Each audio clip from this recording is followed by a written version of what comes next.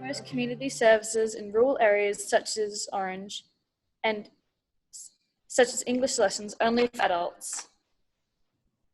And are there more services for migrant children in major cities than rural areas? If so, how can we fix that? Great question. Great question. And it's, you know, in regional communities, and especially communities such as Orange, we are very lucky that we do have a lot of facilities, a lot of resources, and some great people in our community in places like Orange. But you don't need to go very far or further west where you start seeing those smaller towns, those smaller communities and those smaller villages really probably not having the benefit that towns like Orange or Bathurst or Dubbo do have. So, you know, like really making sure that we identify deficiencies in services in our community.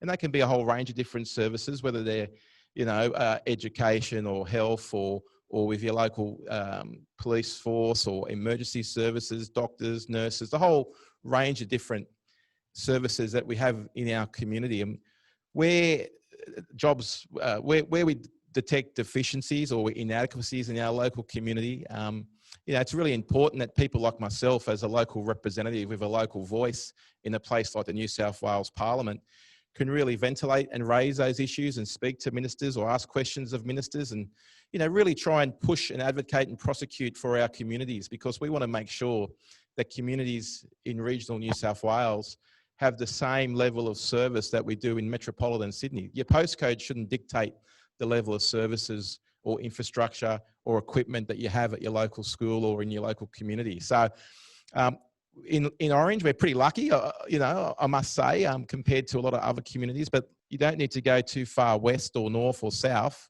And a lot of those communities are probably missing out on some of the things that we are really lucky to have in Orange. So it's all about people talking, communicating, working together, identifying problems, speaking to people like me or the local council, the local federal member, and then really try and raise the issue, turn a spotlight to it in places like the Parliament to get these things improved for us all.